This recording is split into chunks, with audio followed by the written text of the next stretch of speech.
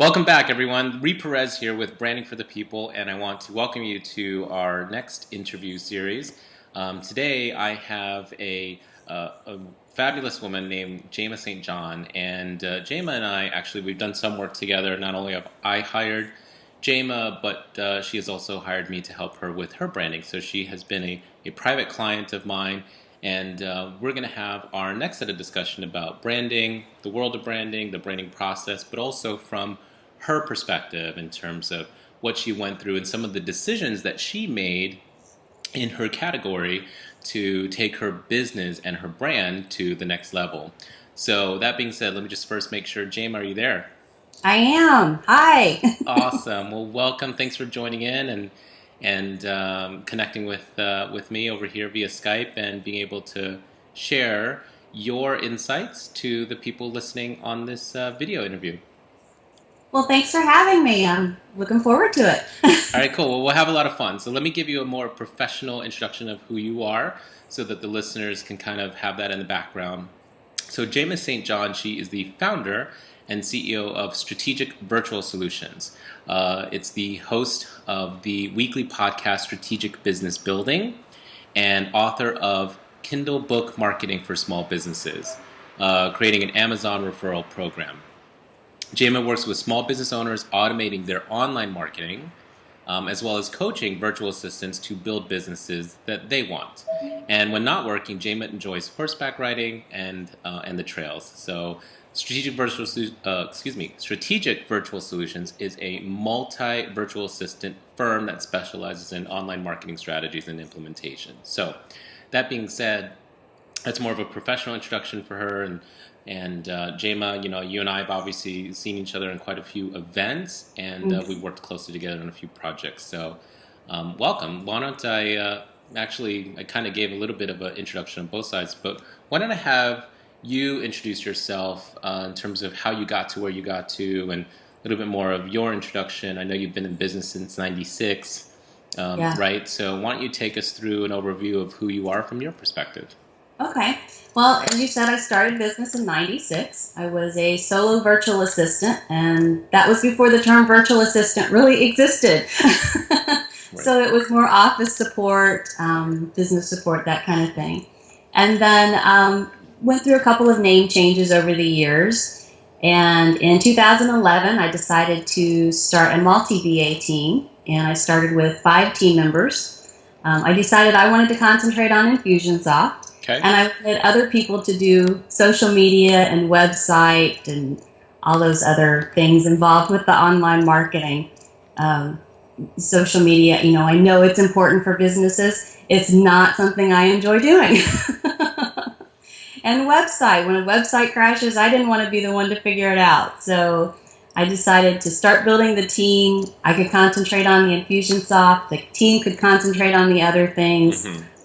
So started with 5 team members in 2011, and we have 22 team members now. That's great. Well, that sounds like an exciting journey. So obviously you've been, so when you came to me, you actually had a different company name, which we'll talk about in a second. Oh. And, naming is quite a difficult challenge for most people. I mean, just a real quick story, but before I started my business a little 4 years ago, I was kind of going through the same process that most entrepreneurs go through. It's like, what do we call this company? Should it be me.com? Should it be something else? And through my creative process, I luckily, unfortunately, landed at Branding for the People. But what I'm about to bring up and the question I want to ask Jama now is kind of probably a common question for a lot of people, like the name and just, going about that process. But let's just start there because I want you to kind of see the behind the scenes first. But why don't you tell Jama, for the people listening, what was your company name before and why did you choose that company name? Well, we'll start in '96 when I started business. It was Creekside Word Processing. Oh, I don't even think I remembered that. You probably didn't even know that. I lived next to a creek. We did word processing. So that was the name then. And then I moved to Florida in 2002 And I was no longer next to the creek, and we were doing so much more than word processing. So I changed the name to Gulf Coast Office Support. And then 2 years ago, when you and I talked about the branding, it was time to up level. We were doing so much more than just office support, and it was time to go through that, and just the whole up leveling, not just the name change. I mean, we had to change everything to just up level who we were and what we were doing. Right. And that's when we went through the painstaking process of getting a new name. Well, what's interesting, before we go to that process, we'll have to relive it all over again, right? But what's interesting about what you just said, and this is a likely path for a lot of people. Sometimes you just nail it at the beginning, and sometimes you just go with what is right at the time. And when you started the business, it was Creekside Word Processing, right? That probably was relevant at the time. And for lack of sort of going through a deep naming exploration, you knew that you needed to start a business, so you went with Creekside because you were by the creek. But when you said that you moved away from the creek, there was like, oh, this next decision of like, well, this name is no longer relevant, and obviously you want to change to Gulf Coast Office Support. But where it gets interesting is in terms of when we started to work together on the branding piece of it, and consequently the naming, is there was a business reason to change the name because office support no longer served you. It probably didn't attract your ideal clients, and it probably didn't describe the depth and breadth of what you provide. Yeah, exactly. Cool. Okay, so now walk us through. So it's kind of like another way of answering the question that I ask most people, which is, why did you decide to go through the branding process? Well, is there any other reason why, besides that you needed to change the name or up level? Was there any other reasons why you decided to go through the branding process? I think the up leveling was the main thing. I mean, we wanted to up level ourselves and to attract higher level clients. Okay. And so that was a lot of it. The name change, just the whole branding process, figuring out who our ideal client was. And I had never done that until we worked together. Actually, I fought doing that until we worked together. But, the branding process started, just really the up leveling was the main thing for me. I knew we needed to up level. Okay, that's fair. Now, let me ask you this question. What was your understanding or awareness of branding or brand building prior to working with us? Well, it was the logo and the colors. Well, you're not alone in that sort of reaction. Most people do think it's the logos and the colors, and that's obviously an important piece, right? Yeah. Okay, so now walk us through. Let's actually walk us through the process, right? So I'm very clear what my process is with my private clients, but so from your perspective, if you could paint a picture of what that process is like for the listeners, how would you describe it? Working with you is an enjoyable process. And I've known you for a while before we did the branding. We were doing work for you. And I'd always heard you need to know who your ideal client is. You need to know who your target market is. And I fought it. I didn't need to know that. And then when you and I worked together, we had to do that. That was the first question, right? Yeah. And so the process that we went through to find that target market, and the whole the words and stuff, the feelings, the emotions involved with that, and that process of pulling out that information so that then we could target our message to that ideal client was what really got me going. Good. Cool. And then, and in our engagement, just to be clear, because there's different levels that people engage in working with me. Sometimes they just need that sort of strategy and that thinking, right? And sometimes people want strategy and creative, right? The visuals. And part of our engagement was, because I believe that, we're not the only, I'm clear that we're not the only branding agency, we're not the only design creative team, But one of our sweet spots is really having that good story and that strategy behind a good visual. So that was our starting point. Yeah. So, okay, so it was good to kind of understand more of the feelings and emotions and really pull out who your target audiences are. Anything else in terms of, I guess, that process that you can kind of highlight for people? Um, I think it's important for any business to be able to go through that branding process, because you can't, you may be working alone and maybe you have some of these ideas, but then for your own business, you're like so in the weeds, you can't see things. And it's really important to bring in an outside party to help you and, to bounce ideas off of. And I mean, you came up with some great ideas too, and get that outside perspective that you don't get with yourself. True. I mean, it's self-serving for me to say, but yes, you definitely want to get an Yeah. outside. It's kind of like the idea you can't coach yourself. You're so into it that you can't really Hmm. kind of see beyond. Um, can I ask you, why did you choose to? Obviously, we work together in other capacities, and we've seen each other quite a bit. Is there a particular reason why you chose to go with our agency as opposed to other branding agencies? I think you have a very good reputation. You've worked with some really big clients, and when you're working with the branding, or when you're working with the coach, any of those things, it's very personal. I mean, you're talking. It's personal. It's not like hiring somebody to mow your Right. grass. And you have to have that rapport and that trust of each other to work the way that you have to work when you're doing the branding. And I had that with you, and so that was why I decided to go with you. That helped, right? You know, Yeah.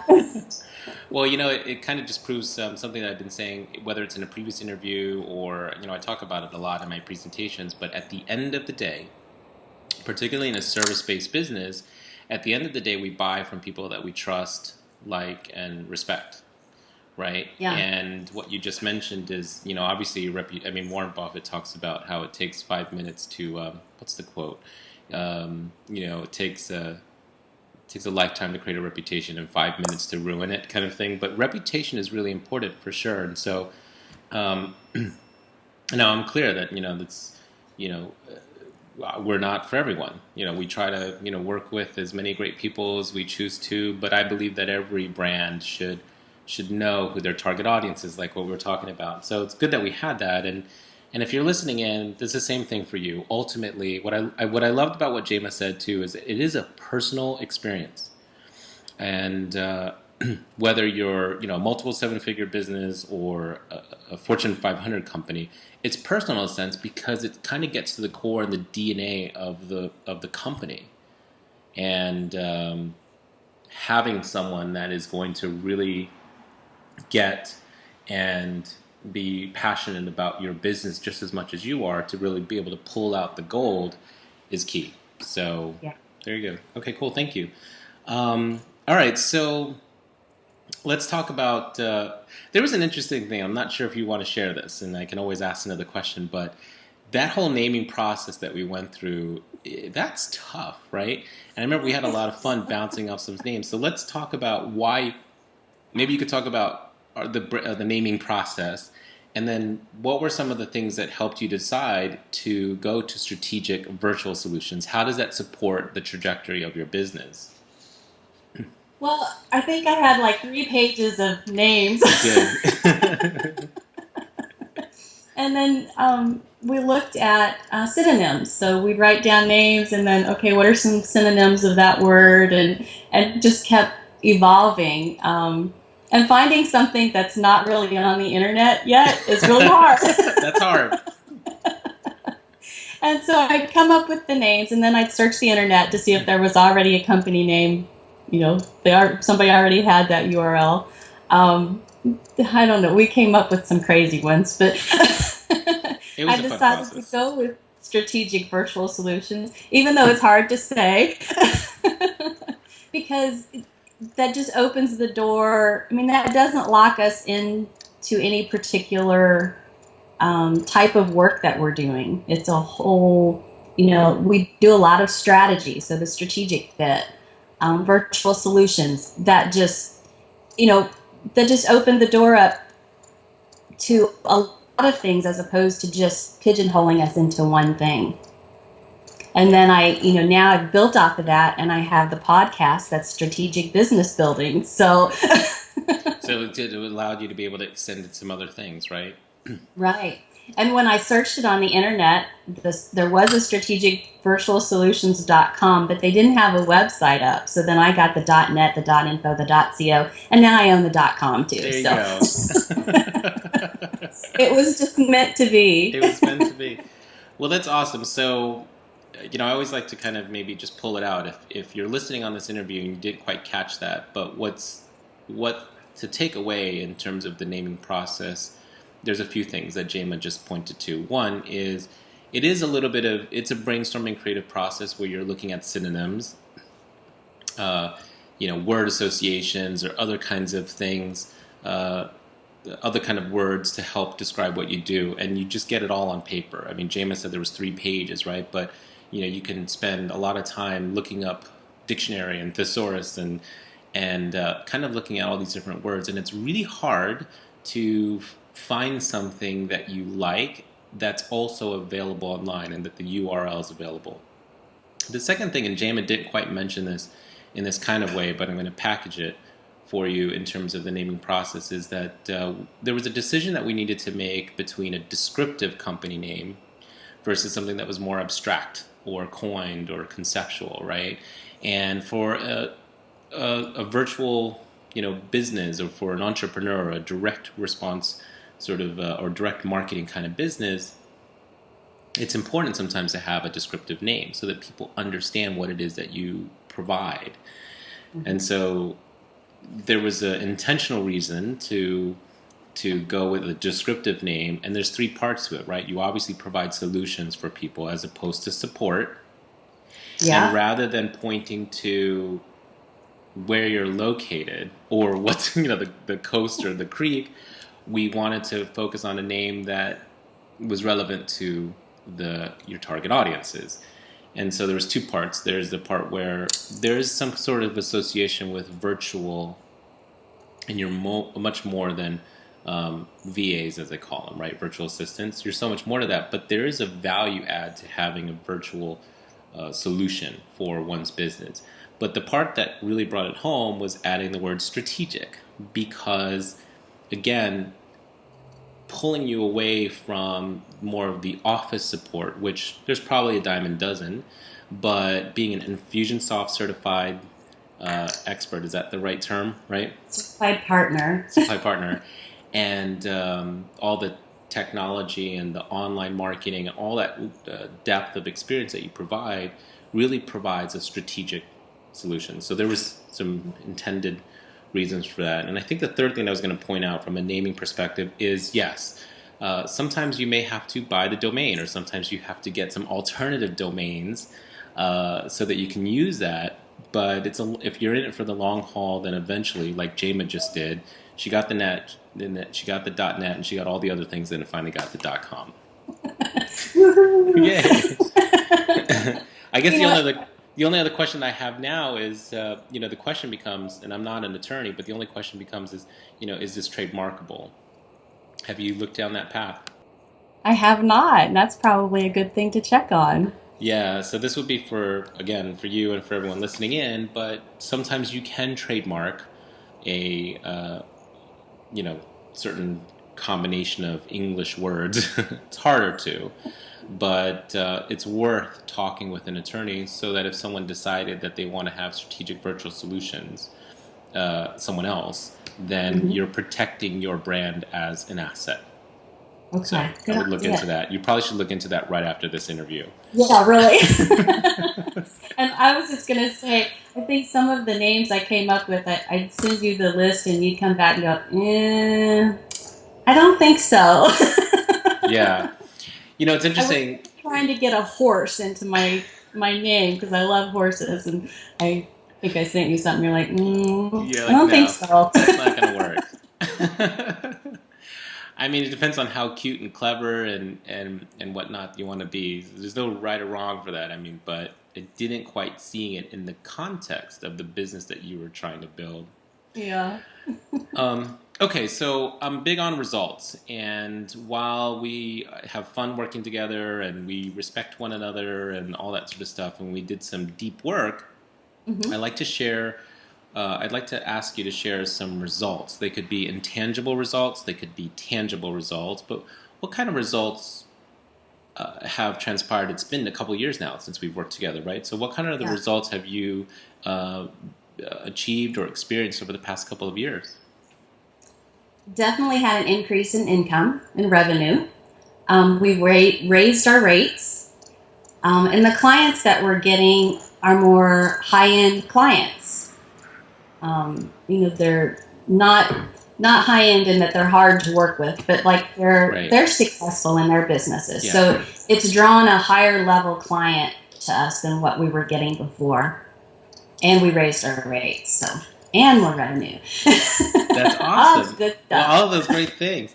Well, let me ask you a question. Could you, to the extent that you can, quantify the percentage of like the higher end clients or the sort of the typical clients that you might have attracted before? Would you say that now your higher end clients make up more 40% of your business versus 20% or 80% of your business? Or is there any way that you can somewhat quantify that?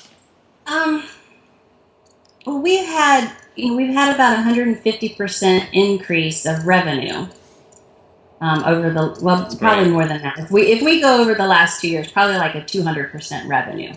Well, that's Um, great. Congratulations. Thank you. And the clients that we work with are doing 10 plus hours a month with us. So we have some clients that are doing 25 hours plus a month. So instead of getting like little things here and there, we're really able to work with our clients on a deeper level. That And makes a they huge difference. recognize, do what? That makes a huge difference, right? As Yeah. opposed to the fire drill kind of thing. I need something right now, and they're only doing 3 hours a month, right? They're doing 10 to 25. Now you're kind of an integral partner in their business, right?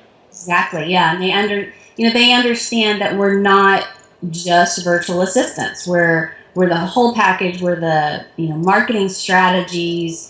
Have you thought about trying this, or how come we're not doing this? Sure. And so they're really partnering with us and allowing us to help them more. That's great. That's great to hear. And obviously, you're excited about that because that's how you like to provide a service for people. That's how you like to add value in people's lives. So that's awesome that you're doing more of what you intend and want to do. Yeah. I like to say we want to be proactive and not reactive. So That's good. That's really great. Now, let's see, increase in revenue. That's amazing statistics and increasing your rates. Um, what advice or tips would you give? Because there might be someone listening in and you're like, well, okay, well, I can just bypass the branding process and I can increase my rates. I can I could just raise my rates, or I can just work harder and generate more revenue, or I can just exclusively talk to higher end clients. What advice or tips or wisdom might you share with people if they want to bypass the branding process and go directly for the kinds of results that you just described? don't do it. Go with the branding process. And I was in business since '96, and I didn't go through the branding process until 2 years ago. Um, should I have done it sooner? Probably, but maybe I wasn't at that level yet. I think until 2 years ago, I had a hobby. Mm, So I was a hobby owner instead of a business owner. And it was, about 2 years ago that I decided it's time to have a as business a and business, not just a yeah. hobby that's earning a little extra income, or, it was time to just really get serious about being a business owner. Sure. And it's so important to have the people in your life to help you with those areas that. And I would say, even if somebody does branding, they still need to hire another branding person to help them with their branding because you're just too in the weeds to do it yourself. Exactly. I always say, listen, I'm pretty good at branding myself, and I say that with a healthy ego, but I'm so much better at branding my clients, right? Mm-hmm. Because there's only so much that you can see within your own perspective, right? So, Yeah. but yeah, it's sometimes some branding, other branding professionals come to me because they need help with branding, and there's nothing wrong with that because we all need support and advice from other people. And I think no matter how small your business is, so like virtual assistants may have this hang up of, well, I don't need branding, I just provide support, kind of that diminishing their value. And I think it's important to understand that when you go through that branding, it's not just a name change, it's not just your logo, it's like the whole perception of how somebody else looking at you sees you and what comes to their mind when they see your name, when they see your website, when that whole package of things. So no matter what type of business you're in, I think the branding is just really important. I couldn't have agreed more. It's funny because a little over 4 years ago, I was working for sort of big firms and I was consulting some of these big companies and sort of coming into the entrepreneurial space and the circles that I sort of operate in. I was just uh, surprised and shocked at how some people show up Mm-hmm. and as a professional, as a business, as a brand, really. But it is, like you said, that overall perception. I was surprised. And surprised just because it was a very distinct world from what I came from, where everything was about how you presented yourself, certainly, how you spoke and how you dressed and all those sort of things. But there's a certain level of professionalism that I was accustomed to, and I really saw an opportunity and a gap for entrepreneurs and small businesses, whether they're a solo entrepreneur or they're a bit more established, or whether they're in New York City versus Florida versus Texas or around the world, because people on our list who are all over the world. No matter where you are, there's a huge opportunity to show up in your best way, Yeah. such that you can attract the people that you're trying to attract. So, anyway, it's just a little commentary to what you're saying. Yeah. So I that, think a lot of yeah, people think of branding for like the big corporations, and they think I'm too small to go through branding, and that's just not true. yeah, exactly. Well, at least not now. Now that we have branding for the people, right?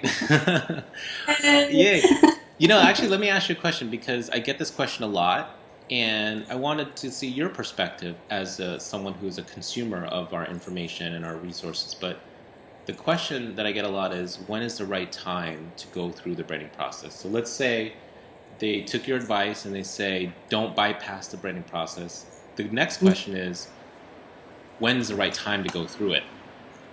Oh, wow. And somehow I knew you were going to ask me that question. I mean, if you have a answer, you could obviously talk from your perspective, but if you have some general tips or advice, like when do you think is for some people the right time to go through it? I think, probably some business, and it's going to depend on like the type of business and the person themselves. There's going to be some people and some businesses that maybe just starting out is time to go through the branding process. There's going to be others, I would say, that maybe they don't know what they don't know yet, so they have to get their feet wet and then do the branding process. So it's really going to depend. Now, for me, should I have branded sooner? Probably, but I don't think I was in that business owner state of mind. I was in that hobby owner state of Sure. mind. And plus, we So, hadn't met yet, so yeah, there's no way you could have gone I through didn't that. know about branding. So, I think you reach a point that you say, I'm tired of doing business the way I've been doing business, and it's time for me to make some changes. And that's definitely when it's time to bring in somebody to help with the branding. Well said. Yeah, it's kind of like that point in time, right? That Yeah.